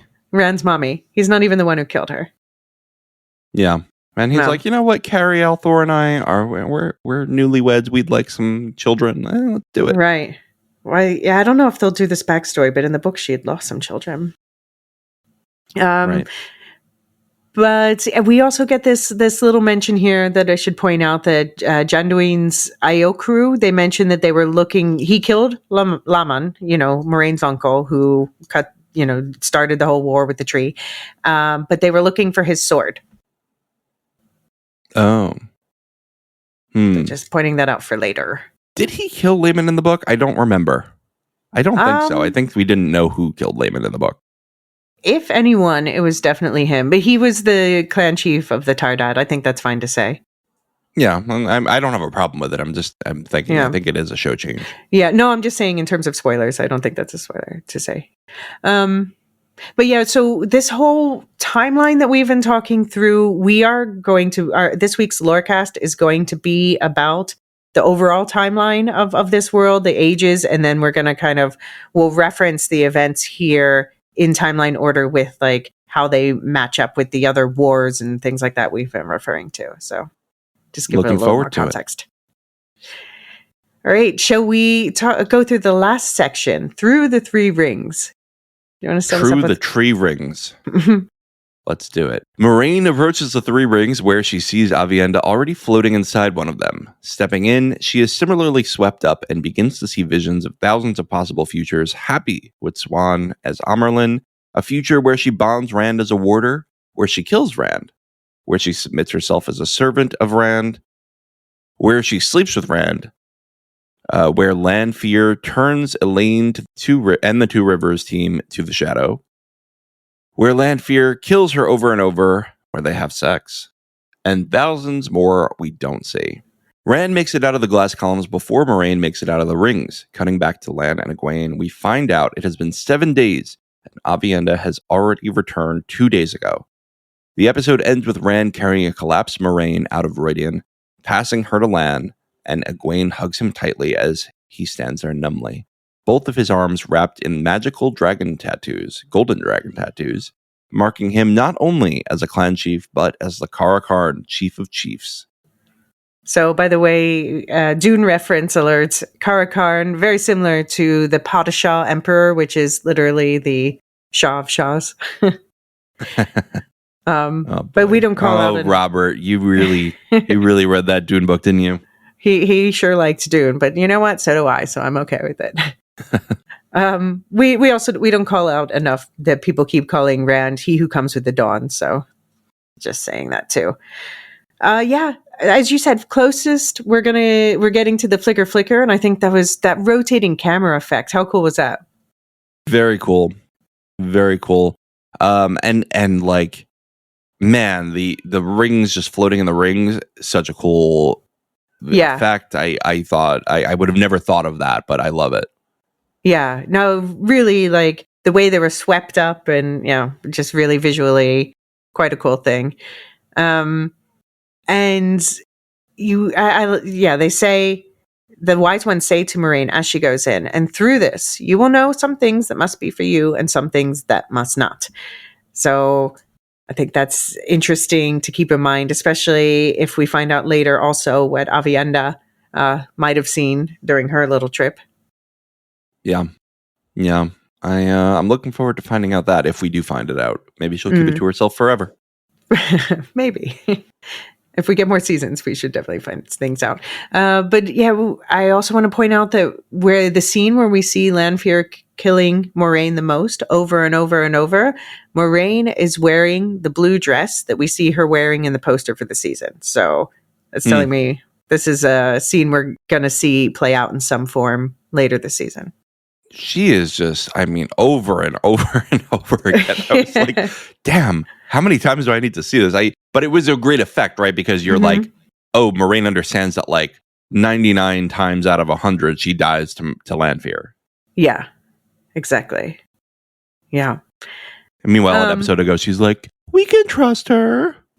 Well, I don't think she said we can trust her. I think she said, like, what else? We want the same thing. What else are we going to do? But I like the fact that they're leaning into the moral grayness of Moraine, where Moraine, she definitely has the right motivation. She wants to save the world. And she's like, if I've got to work with the Forsaken for a little while to save the world, then I think she knows that Lanfear is not 100% invested in the shadow. Yeah. Lanfear is more invested in her own interests, which are Rand. Right, exactly. He's, she's weighing the shadow and Luz Theron on two hands, and the Luz Theron hand is on the floor. Yeah, she's like, just like when he says "rogue." Samael, can't wait to see more of him. But yeah, we're definitely going to learn more about what they see. But it will be funny also to see how their visions change their behavior, especially Aviendha. See if we can parse what she might have seen based on how she behaves after this. Spoilers. I'm going to become River Song soon because I'm not going to be able to say anything. Any final thoughts in the spoiler-free zone for this episode? I mean, amazing episode. If you're not watching the show, I don't know why you're listening to this podcast, but I guess tell all your friends to watch the show. Yeah, we need that. Tell everyone you know that everyone you know who loves fantasy. This is the she's knit. How do you spell that in Jordan language? In Jordanian, well, it starts with a CH because everything does. So, do you want to tell people about the season pass? The season pass is a very good value, I have to say. It's $10. You get a bonus episode every week called a Lorecast, where we go deeper into one or more topics. This week we're doing the timeline, as Elysia said. You're getting ad-free episodes of this season and last season's coverage. You're also getting the show guide, which is a visual guide. Big thank you to Nancy, who is absolutely we named her Keeper of the Chronicles for this, right? Right, exactly. She's our Keeper of the Chronicles, and she has been doing the creators' work on this show guide. Uploading images and writing character descriptions. It's got you can sort by Aja, you can sort by faction on the character view. You can go to the episode guide, and the characters will be tagged, so you can always hover over them, and you'll get a description of the character. If you click on it, it's great stuff. And there's a concept guide too that I've been adding to as we go.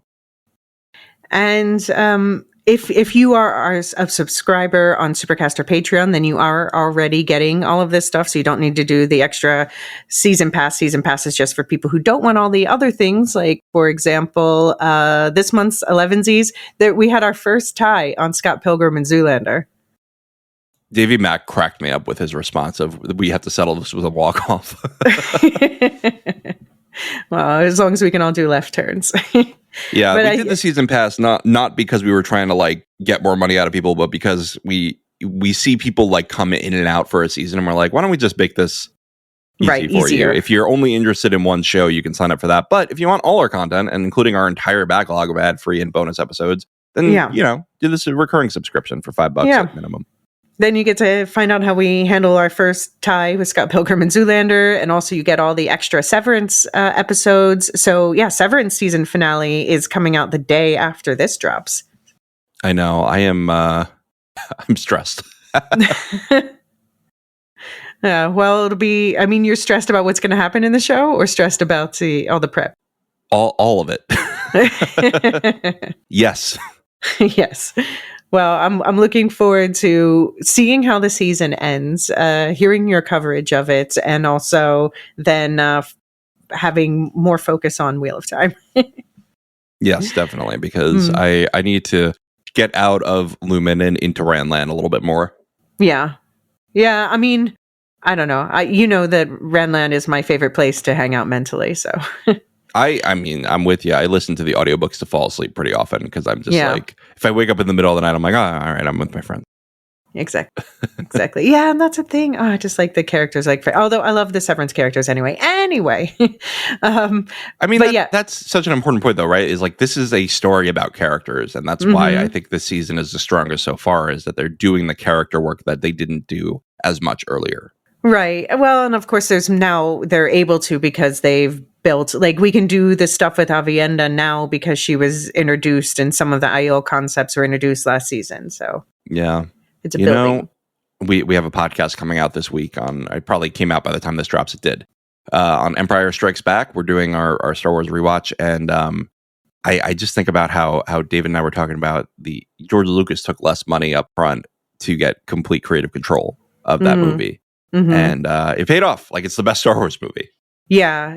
And this is what we're hearing from Rafe Judkins, the showrunner, about this season of Wheel of Time, is that he's just, the first 2 seasons, he was kind of like having to fight Amazon and everything. Like, no, trust me, we need this thing. And, fighting for things like that Weep for Manetheren song, things like that are so harken back to what we love about the books. And now it sounds like this is a season where they're finally like, okay, you know what? Do your thing. You didn't need the Weep for Manetheren song, but it's fine. It's fine. You are wrong. Sometimes you can be wrong about things. Listen, we can always agree to disagree. We can split. You can be the Jen Aiel if you want. And the books have so many songs, and I loved both the songs in the first season, and I'm excited. Well, now we got the song from the Tuathon, but also apparently we're going to get some more singing later this season. We'll bring in Mark to moderate our debate over the music. Okay. All right. Fair. All right. Well, if you enjoyed this episode, please do share it. Share the Wheel of Time. Make more people watch the Wheel of Time, and then listen to us talk about it. You can leave a review talking about how you like the Wheel of Time. You can call us leftist buffoons. We'll wear that badge. What else is going on? It's so funny. I every time this person, like, if you're listening, I just want you to know that I chuckle every time I see leftist buffoon in our reviews. It's a great use of words. I think Milkshake from Severance would appreciate that word choice. Probably. So what else do we have going on in the network? Oh, plenty of stuff. Like I said, we're doing the Star Wars stuff. I've got another Silmarillion story coming out at the end of this month with Silmarillion. We covered Beren and Luthien. So we're in the big leagues now. We're doing the big stories from the Silmarillion. There are going to be 3 podcasts on Beren and Luthien, 2 with Silmarillion, and then a third one because Anthony was very sad when I told him Beren and Luthien was already taken. So I said we can do a bonus episode on the book. I mean, if any story in the Silmarillion is worthy of that, it's definitely that one. Right. And like you mentioned before, we got Severance going on. Andor's coming. We got so much stuff coming out. I don't even know how to keep track of it. Oh, yeah. And we did a Lorehounds play on Indiana Jones too. So check that out. Yeah, and Marvel stuff going strong. Jean and I finally got out to our Your Friendly Neighborhood Spider-Man Season 1 recap. And, spoiler alert, one thing I say in my hot takes on it is I don't have any complaints about that show. I think they just nailed it. So that was a good animated series if anyone's up for that. But also we're doing sporadic coverage of Daredevil. You and David did a White Lotus episode recently and are going to do another at the end of the season. Yes, we did. And I'm really loving this season. It's a lot of fun. I wish we were covering it in full. It's just like, how do we fit it in? I'm really enjoying this season as well. But of course, we've got the full coverage of Wheel of Time. We've got The Last of Us coming up or coming up where they just want to drop all the episodes on our head at once. Yeah, stay tuned for plans on that. That's going to be fun. Yeah. And to explore the link tree in the show notes is where you'll find links to the season pass options and subscription options we talked about, but also all the affiliates like Radioactive Ramblings just wrapped up their coverage of the new Invincible season, which I have to catch up on, but apparently it's quite good. People are really raving about Invincible this season. And all the rest, do check out Nevermind the Music. You'll hear from Mark soon on talking about Wheel of Time. We'll shift dust. We're getting into Dune now. Star Wars Canon Timeline podcast. Properly, Howard, they're between seasons, right? Yeah, they are between seasons. They're working on something. They might do some wrap-up Severance covers. They did a mid-season check-in too. Right. But we're going to do a Severance wrap-up. So I don't know. Just stay tuned on the Severance feed. Just stay tuned on it. Okay. And do come and check in on the Discord where we're talking about all of these things. We have all these kinds of channels set up. And if you want to send in your feedback for the feedback episode, we definitely want to hear from you. Please send that to WOT at thelorehounds.com. Yes. With plenty of feedback. I'm looking forward to that feedback episode. I see all the emails coming in. Nancy is on our Keeper of the Chronicles is handling the collation of that feedback, and you might get an email back because she likes to chat. Yes. Yeah. She likes to make sure that people know that they were seen and heard. Yes. Do you want to do the reading of the names before we turn to White Tower talk? The reading of the names. Discord server boosters. Jean and I decided that's what it's called. Okay. Fair enough. Aaron K., Tiller the Thriller, Dork of the Ninjas, Dew 71, Athena A., Tina Lestu, Nancy M., Ghost of Partition, and Radioactive Richard. Those are our Discord server boosters who help us get some bonus features on our Discord. Thank you.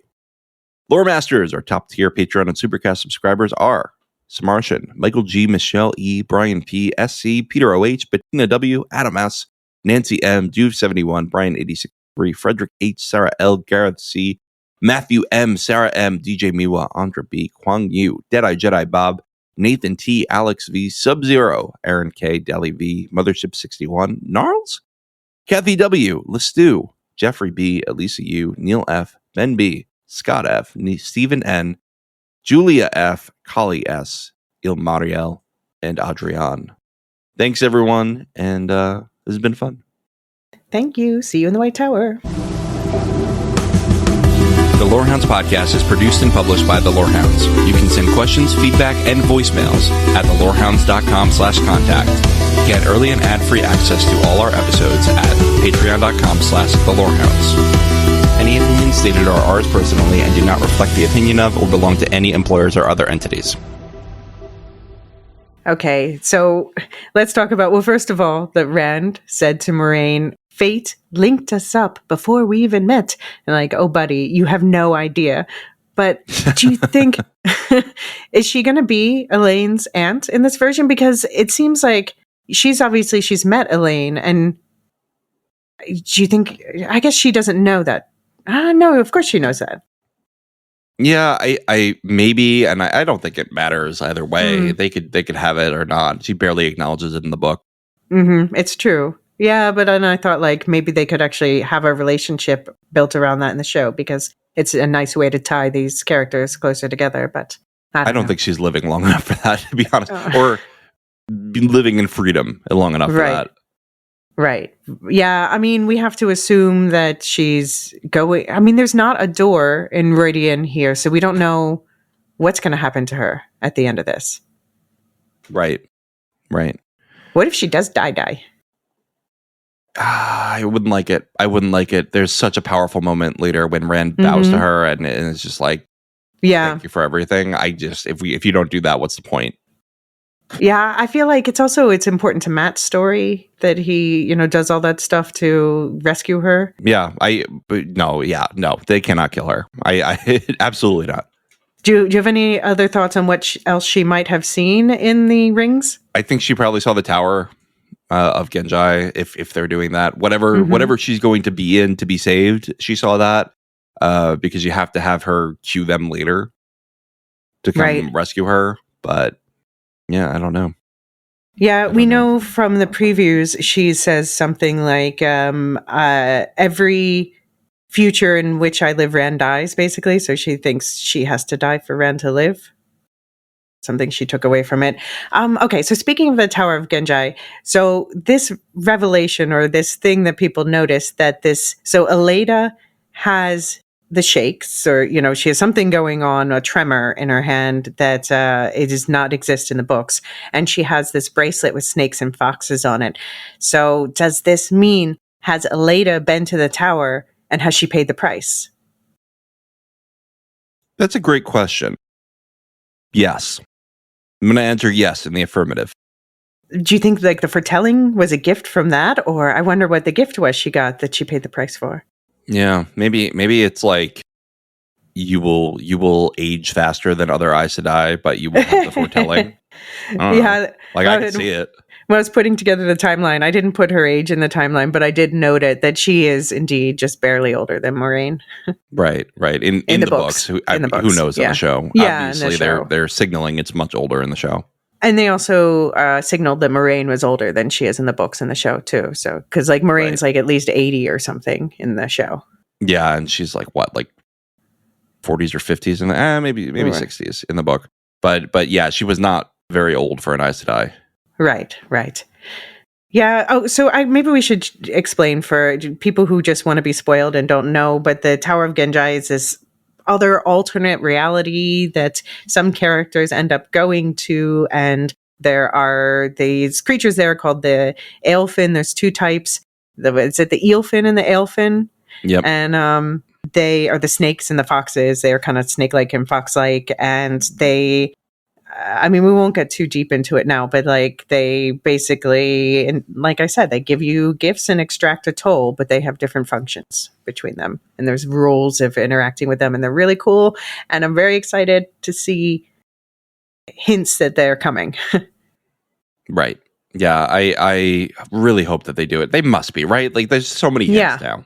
Yeah. This is not just they're pat book readers, we see you. It's such a cool part of the story. I don't know why people, I think it's just people want it so badly they're afraid they're taking it out. But I don't think it makes sense to take this part out because it's so integral to so many different aspects of the story. Yeah, look, could I see a version where they do similar character moments without the weirdness? Sure. But I just think it would take away from it. Part of the joy of the Wheel of Time is the weirdness at times. Yeah. And don't take this away from me. No, they can't take that away from me. Just yeah. I don't think that I don't think they're shying away from the weirdness. I think if they're just trying to streamline the lore just because there's so much of it. But this is one of the things that I think they should and will keep. Yeah. But okay, so what do you think Aviendha saw in the rings? I think she saw some baby making with Rand. Mm-hmm. Yeah. I think that's the main thing that shocked her. She sees Rand and she's like, oh shit. She's like, no. She's like, I do not feel that way about you. Right. But then when you see yourself making out with someone, you're like, or do I feel that way about you? I don't know. Right. Well, it's not even she sees herself. She experienced it, right? She's like, I met another nice redhead. Go back to that. Why not both? No. Yeah. I don't know. I think she saw probably maybe Ruark's death. That might be an interesting thing. Mm-hmm. Yeah. I guess she might have seen herself becoming less Aiel because she ends up spending a lot of time with these wetlanders. She wakes up in a bath. She's like, drowning. Yeah. Help! She sees Gaul doesn't exist, and she goes, no. No, I don't know, maybe she sees herself getting bonded as first sisters with Elaine. Right. Mm-hmm. Might be interesting. Yeah. She sees good, and she sees things that she's not sure she wants. Yeah. And probably just, the whole realization of the prophecies where Rand indeed will break them and save them at the same time. Right. So I had a random thought. Okay, so there are these images of the statues. I put a link in our notes. Maybe we want to include that link in the show notes if people want to look along. Mm-hmm. But so these are, in the first season, we saw Stepan, the warder, who ended up taking his own life because his Aes Sedai Kyrene was killed by Logain. We see him the night before he takes his own life praying to these 8 statues of the Forsaken. And so we know that 7 of the Forsaken names so far. And we know that four women are confirmed. So we can see in these statues on the far right, clearly Graendal, big boobies. We haven't met Graendal in the show, but that's definitely her. I think the one next to the light that's clearly female, that's Lanfear. And so that means the ones on the left are Moghedien and Semirhage. And so I think, or Semirhage, they're calling it, even though there's an E at the end. I think the one on the very left is Semirhage, but something about like this hat figure thing that she's wearing kind of reminds me of what we saw Savannah with in this. And it just gave me, I don't know, I did a lot of thinking about like their storylines, and I don't see why this wouldn't work, but part of me wondered, what if they combined Semirhage with Savannah, who is, but what if they made her, what if they made Savannah not only a dark friend, but a Forsaken in this. And this is, again, full clown mask theory here that I just thought of based on the styling in this show. Just slowly paint it on as you go deeper into your theory.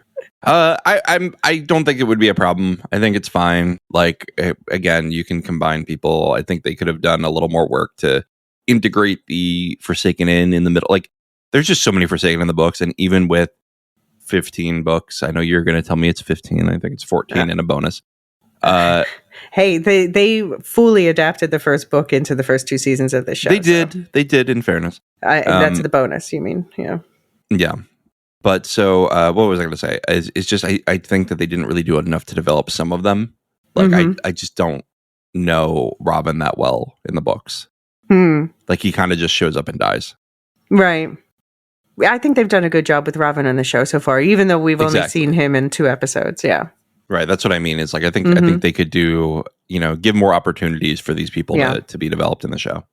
Although Semirhage comes in with the Shan-Chan, with the like main group of Shan-Chan, which is an interesting perspective to have too. But also the Forsaken have been known to, they can travel. They can just like flip from one place to another. We kind of saw that happening with them coming to their meeting together. So yeah, and they can conceal their appearance, right? So like you could have different characters being Semirhage in the background. Yeah, it's true. It's true. Okay, so those are the 4 females, and we know 3 of the men. So if we look at the statues, the man next to Moghedien, I'm assuming that's Samael. He's short. He has a beard. It looks like maybe he has a scar on his face. I think next to that is Ravin. He looks like a friendly lion face. Although, no, some people think that that's a Shamael. Okay. And then that leaves these 2 between Lanfear and Graendal, and one of them's like kind of short, and I don't know, it's hard to say who that could be. That maybe that's Samael. I don't know. And then there's the tall one who has a musical instrument, and that's why I'm pointing him out, because this is why people are clinging so hard to the final Forsaken being Asmodean, is because of this statue with the musical instrument. And he is someone who comes in concealed as a Gleeman, so you could see them hiding his identity a little longer. Well, so far we've met like only Tom really as a Gleeman, and there was like one in the background that I thought for a minute I was like, maybe that's Asmodean, but then we never saw him again. So do you want me to put on clown makeup and say Tom is Asmodean? No, I'm not going to say that. If they do that, that's a fatal mistake. But I don't think they would do that. my point is, I could see them meeting him because they meet Jason Natal, who is Asmodean, on the way to Cold Rock's what is Cold Rock's Hold. It's Hold, yeah. So you think maybe like next episode we meet Asmodean? Yeah, I'd be okay with that. I mean, if he has to come in right now, because Asmodean's another one who doesn't like, he's there and then he's gone and then he's brought back and then he's gone again mysteriously, and apparently off page we find out Grendel killed him. So it seems like he'll be such a nothing if they introduce him now, unless they plan to change his story. Like, what if they made it Asmodred, combined him with Zamodred? I would be totally fine with that. I think Demandred is kind of mishandled in the books. I think he's just kind of, again, like Robert Jordan probably should have just left him as Mazrim Time. He chickened out because people figured it out, but reward people for figuring it out. Don't be like, well, you figured it out. Now it's not going to be that. Wah, wah, wah. Do you think that's why he said, because, okay, so Robert Jordan is famous for killing certain theories. Do you think that's why he killed that one? I think it's confirmed that that people had figured it out in book like 6. Mm-hmm. And he's like, well, now Mazrim Time is not Demandred. Oh. I mean, I also wonder, because my pet theory that he killed was that Ulver was Gaiden, what's his face? Brigitte's. Oh, okay. Yeah. And he was just like, no. I just like to talk about how ugly the kid is for no reason. Like, okay. That's so funny. So I wonder if that would be a similar situation. But yeah, so there were people who hoped that in the show they would just make Taim Demandred. But Taim, they were talking about already being out and about last season, whereas the Forsaken, as far as we know, everyone except for Shamayan Lanfear was released just a month ago. Yeah. Okay. Yeah, I think having Asmodedrin dead, I don't know. I can't do this. Asmodean and Demandred together would be great. Yeah. I mean, I think we need the Demandred story later on it's important for Lan, it's important for Shara. Right. But that they can definitely combine absolutely be fulfilled by another Forsaken. Here's an idea. I know that in the books, he gets a little further east. Oh, sorry, a little further west first before disappearing. But, they get to Camelin, right? He disappears around Camelin. But what if Asmodean gets lost while they're still in the waste, and he's like, all right, I'm going to go east to Shara. Okay. That makes more sense than just Demandred being like, I'm handling something somewhere else. Yeah. I also so I think Logain is going to be back this season. I mean, I hope so, but also the actor was seen in the Czech Republic when they were filming. And so I thought they were setting it up so that he would take on, because one of the most important things that Asmodean does is teach Rand how to channel. But they were kind of setting it up so that Logain would do that, which, okay, first, Asmodean on the one hand knows more because he's a Forsaken from the Age of Legends and all that. On the other hand, Logain, that sets it up nicely for their power dynamics when they eventually set up the Black Tower together. Yeah. So I don't know. I could see that going either way. Yeah. Any other final full spoiler thoughts? I'm just very excited. I'm pumped. I want this to go on for 11, 12 seasons. I know it's max 8, but just keep it going. Take your time, develop the characters. Yeah. I mean, do the 8 seasons, because I love it when people get to, complete a plan like that. And then start with the spinoffs. Give us the Age of Legends show, please. I would, sometimes be careful what you wish for with that, because sometimes things are more interesting when they're more mysterious. I'm not that kind of person. I'm like, tell me, but just make it good. Obviously, get good writers on it. But if Brian Herbert would like a word. I mean, I enjoy Brian Herbert's books. Okay. I know. I haven't read them, so I'm just poking fun. Yeah. I mean, yeah. If they kept this team of writers and just like move them over to another Wheel of Time world show, other than the Age of Legends, what would you love to see an entire show about in that world? I would love them to take Robert Jordan's original idea of a sequel series with Matt in Shanshan. Yeah. Yeah, that would be cool. Because for anyone who doesn't know, he marries the Empress of the Shanchen at the end of the book. So Right. And then Robert Jordan wrote like 2 sentences about a sequel series, which was Matt down on his luck now. He doesn't have his luck anymore. Just sitting there with like no money as like kind of a beggar and like figuring out what he's doing next. And then Perrin is on a boat going to kill a friend. That's it. Yeah. Yeah, and we know that, and again, full spoilers here. So we know Rand is in another body, Right? And I would want Rand to barely show up in that series. Like have him show up, but like light touch. Rand's story is done. Sorry, Josha. Good luck in your next job. I mean, it's a different body anyway. Like, it's a different body. Yeah, it wouldn't be. Yeah. But I just mean like. I think that it's time to let the other characters shine after that. You know, like that is Rand's arc. Let Rand go on vacation. Mm-hmm. Yeah. I mean, I would love to also see like, what if they did like a series on the Madlands? Just completely cut off from everything that we know, but with the same rules, but a lot more madness. This feels very Yellow Jacket.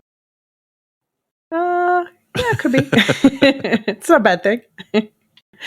All right. Well, let's make sure everyone watches the hell out of this series so that we can get those other ones too. Yep. All right. Well, good stuff today. Yeah. And thank you so much for talking through all this. And it was another long one, but this was also one of the biggest episodes probably in the entire show. Yeah, don't worry. I think this was an appropriately length podcast for such a meaningful episode. Yeah. Yeah, I can't wait to hear what everybody thinks. Please send us your feedback, and we'll be talking through that, and that'll probably be the next episode in the public feed, I guess. Well, we'll see you on that feedback episode. Bye. Are you ready for a deep dive into one of the most intense animated series out there? Welcome to Radioactive Ramblings, where we are currently breaking down the world of Invincible. Each week, we're going to unpack the jaw-dropping twists, the unforgettable characters, and that trademark brutal action. From Mark Grayson's journey to the darker side of heroism to our continued love of Debbie, we've got every moment covered. Mark, I don't want to hurt you. I'm not the one who's gonna get hurt. You said you don't do threats. Yeah, well, people change. Whether you're a longtime fan or just getting started, tune into our exclusive takes, fan theories, and so much more. Catch new episodes of Radioactive Ramblings every week, your go-to podcast for all things Invincible and more.